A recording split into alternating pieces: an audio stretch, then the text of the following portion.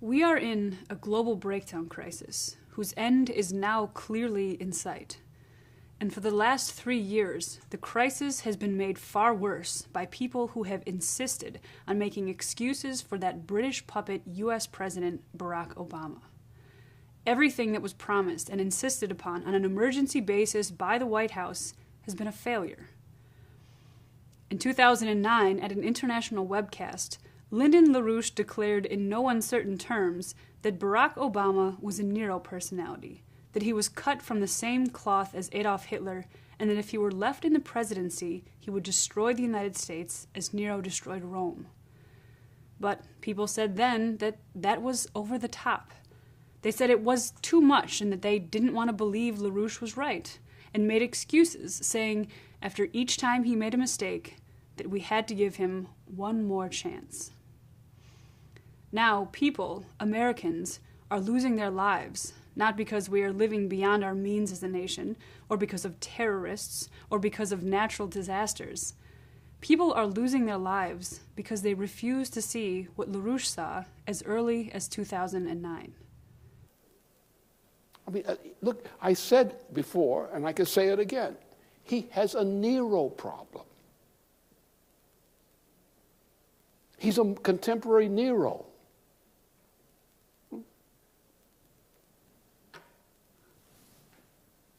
Famous kind of problem. And if you leave him in there, you're going to find out the effect he's going to play. He's going to play the role of a Nero. He may not have the specific problems that Nero had, some of them, but he has this idea, this look, the one, and his self-adulation is manic, euphoric, self-adulation. This is the mentality of the worst kind of dictator. Don't let him get in the position where he has that kind of power. Keep him under constraint, the legal constraint within the American presidential system as it works. Keep him in that constraint. If you don't, you're creating a monster. You don't want a Frankenstein monster. You don't want a narcissist in the presidency. And he's a case of narcissus, just like Nero. And the program is basically that of Nero. He's a danger to all humanity if you don't keep him under control. He's a danger to himself as well as everybody else. So you ain't persecuting him when you're protecting him from himself.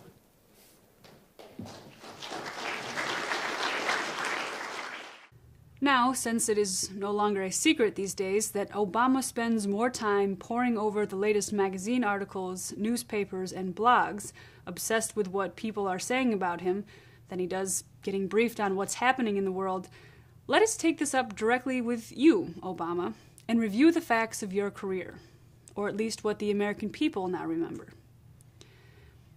Take the 2009 G20 summit in London immediately following LaRouche's allegation. Here you were in 2009, a year into the doomed international bailout plan, featured as the potential hero of the global financial crisis. And, well, we see how that worked out.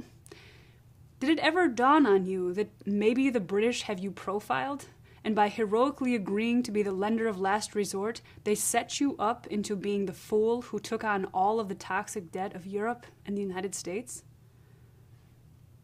You've got, in the case of Obama, President Obama, you have a man whose policies are those of Adolf Hitler. Now, some people won't say so, but it's true. His medical policies, his health care policies are identical with those of Adolf Hitler. The Hitler policy that led directly to what's called the genocide. Tens of millions of people were killed by Hitler under this policy. And the President of the United States, under the influence of the British monarchy, has imposed exactly the same policy, a Hitler policy, as a health care policy, voted up by the Congress under pressure from President Obama. If you're over 50 years of age, you're in trouble. How about your so-called healthcare reform? Since when is the idea of a hallmark victory for a U.S. president simply asserting his will over hundreds of thousands of Americans who come out in protest to sweeping national reforms which threaten their lives? But again, some people still insisted that the Hitler mustache was too much and that we didn't know our history.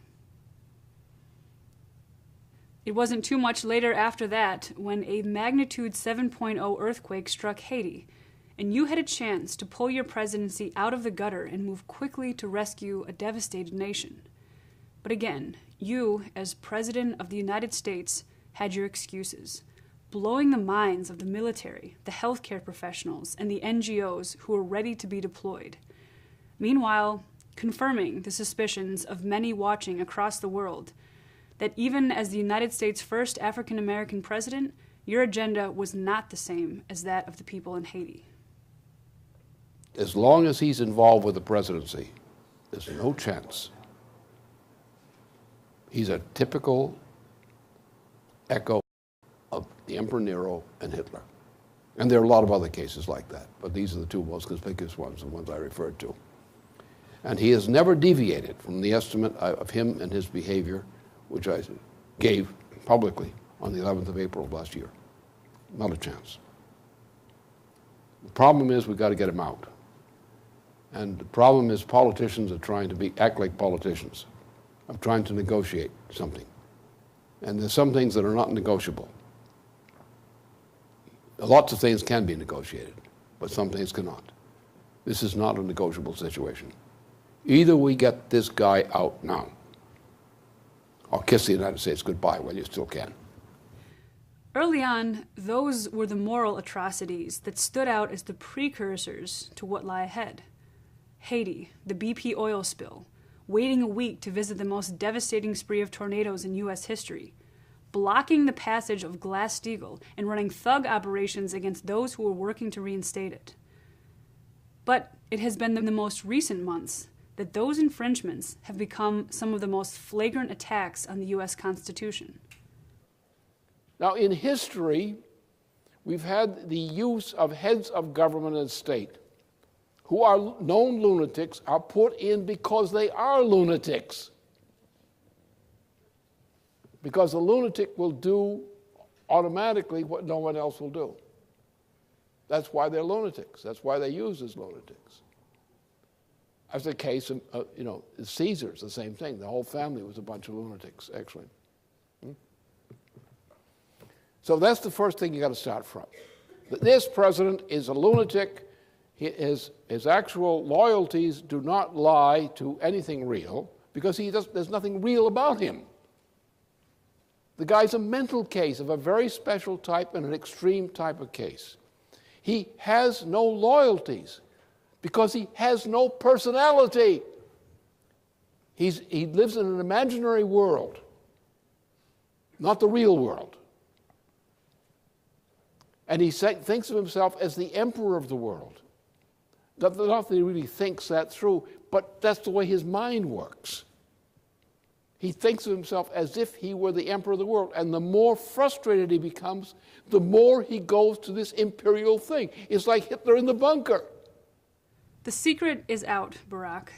You are not your own man, and it's obvious that you've lost it.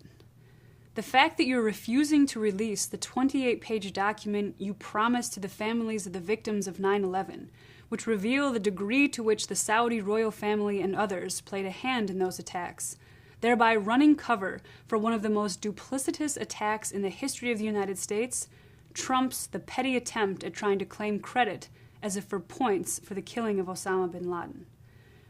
And anybody who thinks that they can circumvent the U.S. Congress's constitutional authority to declare war and violate the War Powers Act by unilaterally launching combat operations in Libya deserves to be thrown out of the U.S. presidency. Then, after violating the War Powers Act in Libya, out of desperation, you went for a cold coup by creating a super Congress which would dictate to the American people the demands of Wall Street.